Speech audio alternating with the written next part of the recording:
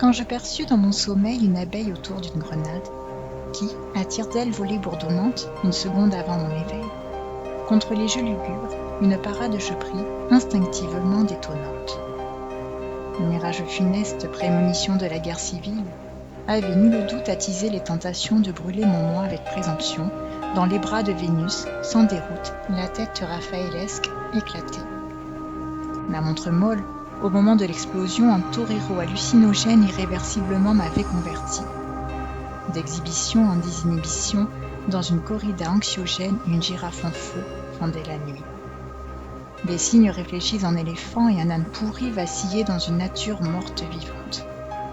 En mégalomane triomphant, je peignais, je sculptais, j'écrivais des réalités dérangeantes. Le visage de la guerre figée en persistance de la mémoire se désintégrerait-il un jour prochain? Marché d'esclaves, liberté fustigée, je ne voyais un exutoire que dans l'imaginaire sans lendemain. Tel un explorateur comme Christophe Colomb qui avait découvert les Amériques, j'aspirais à perdre mon invisibilité. Corps et mains déliés dans mon salon, à défaut d'un destin héroïque à la Guillaume Tell, je plébiscitais un dessin fantasmatique. Près de Figueras, dans le paysage, les voix de la terre et des hommes résonnaient en écho géologique et morphologique jusqu'au rivage de mes rêves éveillés, en somme. Adieu cormeaux avec du lard grillé vautré négligemment sur le canapé. Cheveux noirs lissés, moustache courbée, en gambardine excentrique rayée, je m'exhibais en dentille dopée à l'exubérance exacerbée. De la jeune fille à la fenêtre à la Madone de Porlica, je m'amusais avec extravagance. En grand masturbateur du paraître, j'accommodais mes désirs d'un ingrat à ma perception de l'existence. J'ouvrais, dès les premiers jours de printemps, le cabinet anthropomorphique.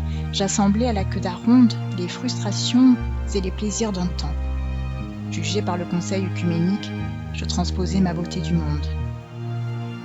J'illustrais la plage d'un visage et d'un compotier. Je pêchais le thon, fantaisie diurne distrayante. Des crabes rouges et sauvages en forme de téléphone, au menton chatouillaient mes bacchantes. Avec un chien à l'ombre de la mer, je dormais parfois sur les rochers, jusqu'à ce que le vent de l'automne cannibale ne dévore ma chair et ne bombarde de grains de blé ma tête et mes pensées gloutonnes. À l'aube du calme blanc, où le ciel chargé de nuages mélancoliques invitait l'angoisse de la solitude, mes sentiments obsessionnels de devenir se ravivaient, cyniques. Dans une fontaine de quiétude, source mystérieuse d'harmonie, je nageais jusqu'aux horizons oubliés. Sublimant ce moment dans l'inconnu, je voguais vers des perspectives de vie plus belles que celles déjà rencontrées, plus fortes que celles déjà vécues. J'enfermais à clé dans des tiroirs les ombres de la nuit tombante. Spectres et fantômes disparaissaient. Mon être de pensées illusoires, libéré, jonché de déconcertantes créations, galeries d'art et musées. L'image de mon frère s'évanouissait, la comparaison avec, je m'élevais seul dans les plus hautes sphères. De mes ateliers aux sorties cabarets, dans la distraction, je puisais pour mon œuvre l'énergie nécessaire. Dans ma tour de lumière nucléaire bénie, le beau temps irradiait mon sex appeal comme jamais. S'accordant à jouer des airs, à donner la chair de poule en été, guitare, piano, harpe m'accompagnaient. Si mon image ambivalente à certains donnait le vertige, pour d'autres, au contraire, mon ascension fulgurante provoquait le respect du prodige, ce qui pouvait me satisfaire. Pour façonner mon identité, j'entretenais des fascinés les liens. Écrivain, mannequin, ballerine, midi et soir à ma table conviée, avec grâce partageais mon pain. Nous nous dandinions en vitrine. Le miel étant plus doux que le sang, je me laissais, comme saint Antoine, tenter par tous les délices offerts.